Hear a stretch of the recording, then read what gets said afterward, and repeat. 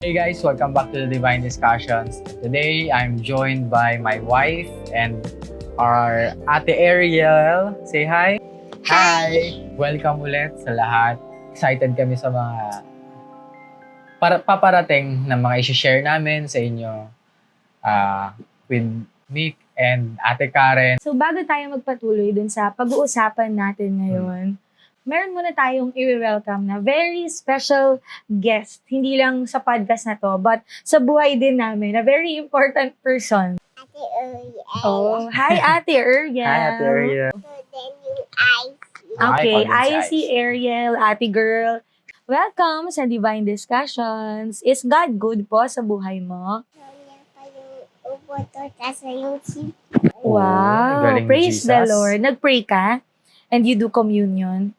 Yes. Simulan natin with this question para sa'yo. Anong feeling nung transition natin from isa luma nating tinitirhan to moving here sa bagong bahay and lahat ng mga na-experience natin, kumbaga. At first, it's very overwhelming. Kasi syempre, nabago yung environment. Now is the time.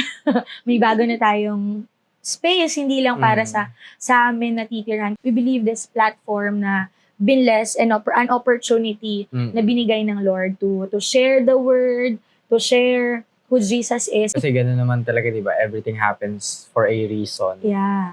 Na, kumbaga siguro nung mga within those 3 months, pinaprepare tayo ni Lord. Yeah. Itong place natin, mga soon-to-be guests Yes. natin dito Amen. sa mga ginagawa ni Lord sa buhay nila, Mm-mm. di ba?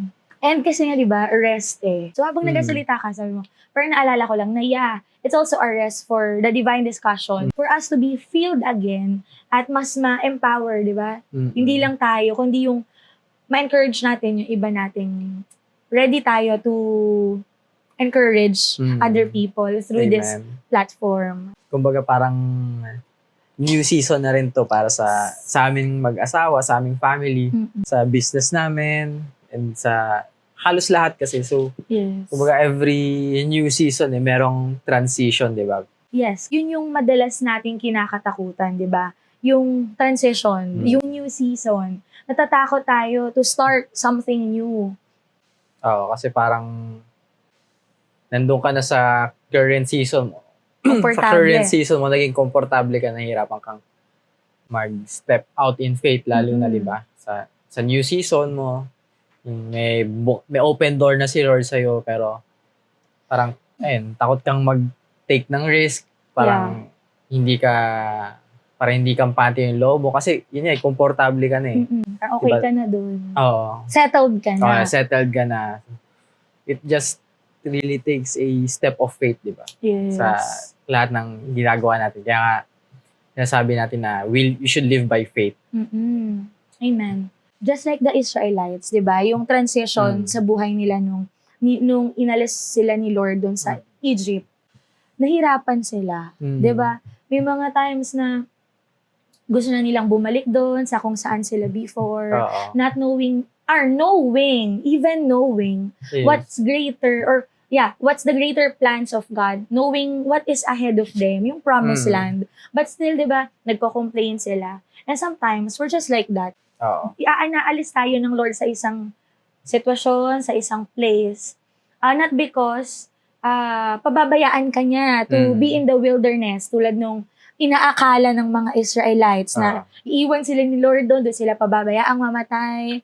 Pero hindi. When there is transition, God is in it. God is working in it. At yung sa pagbabago na yun, hindi lang yung sitwasyon may magbabago, even you will be transformed. Yes. Right? Oo. Kumbaga, naalala ko lang sa Israelites, di ba? Nung nasa Egypt pa sila, di ba, slaves sila nun eh. So, kumbaga, pinahihirapan sila yung pinagtatrabaho. Tapos, komportable ka na sa ganon. Ilang makakain, makasurvive lang sa araw na to. Pero hindi, di ba? Kasi God wants the best for us. Di ba? Kaya nga, we go from one level to another. Yes. Sa lahat ng part ng buhay natin, in our spiritual, Higit sa lahat. spiritual walk, in Yeah. faith natin, sa finances natin, lahat ng aspect ng buhay natin. Si Lord, mayroon siya kasing ginagawang bago palagi sa buhay natin. And kapag si Lord may ginagawang bago, inaalis niya tayo sa isang place, inaalis niya tayo sa isang sitwasyon. Sa Israelites, naging sapat na sa kanila kung ano yung lifestyle nila before. Na yung Lord na susundin nila, na sinasabi ni Moses, ay may mas magandang plano para sa kanilang buhay. Oo. And then, naalala ko lang din sa transition, di ba? Kasi sa business natin, di ba, meron kang oven. Oh. Yung luma mong oven. Tapos nung bumili tayo nung bago mong oven, syempre, may hirapan ka sa una. Saka ang hirap i-let go. Oo, ang hirap din i-let go. Kasi Answered prayer. Sa kanya yun yung oven niya eh. And then, dumating pa nga sa point parang few weeks ago, gusto niya ulit gamitin yung lumang oven. Sabi ko sa'yo, ba't pa tayo bumili ng bago, di ba? So, kumbaga, ganun din eh. Sa Israelites, di ba?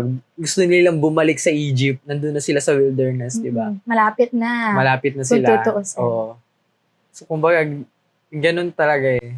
Mahirap yung transition kapag papasok ka na sa new season mo, di ba? Kung saan man tayo dadali ni Lord, let's just trust Him. Yes. Di ba? Magtiwala tayo sa Kanya.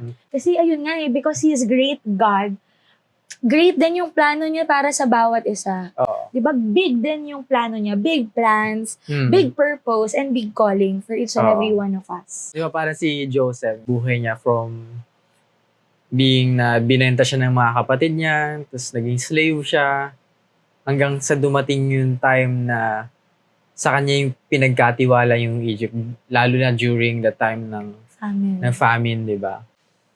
Meron talaga tayong transition sa buhay natin na hindi man natin ma-imagine kung bakit nangyayari. Seasons in our lives, di ba? Na ano man yung pagdaanan natin, God is always there with us. Diba? Hindi man natin makita sa current situation natin, di ba? Kagaya nga ni Joseph, na binenta siya ng mga kapatid niya. Diba? Na kung ako si Joseph, bibenta ko ng mga kapatid ko, parang may isip ko na, nandiyan ka pa ba, Lord? Diba? Tatanong ka. Tatanong kayo, meron kang questions. Yes. Pero, still, kahit na naranasan ni Joseph yun din, nandun pa rin yung faithfulness niya kay Lord. Kaya when God wants to do something new sa buhay natin, andun talaga yung hindi comfortable. Sometimes it's not convenient, or not the way we expect, hindi yung bagay na alam na natin.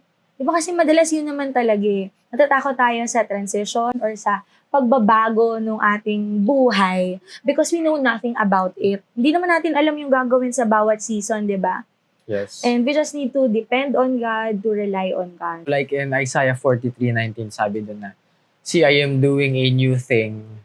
Now it springs up. Do you not perceive it?" So, ayun, the Lord is always doing new things. Diba? So kayo baka nasa transition din kayo ng buhay ninyo, maaring sa pag-aaral, sa trabaho, may bagong trabaho or may promotion, or sa kung ano man, di ba? Always remember na God is doing something new. So sabi nga sa Deuteronomy 31 verse 8, "The Lord Himself goes before you and will be with you.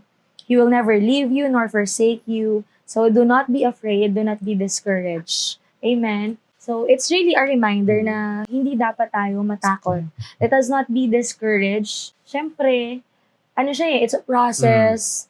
At may mga pagdadaanan na not always in favor sa atin. Oh. But kaya nga, kasama natin ng Lord eh. We just need to trust in Him, to lean. Diba, Yes. Proverbs 3:5-6. We need to trust Him with all our heart, diba? And lean not in our own understanding, kundi sa Diyos na tumawag sa atin. Yes. Sa Lord na gumagawa palagi ng mabuti sa buhay natin. Amen. We're really excited and we thank you again. We invite you to stay tuned for more episodes and sa mga upcoming guests namin. Very, very excited talaga. So once again, this is me. And I'm Eman. And this is a Divine Discussions podcast. Thank you everyone and God bless. Yeah. To God be the highest glory.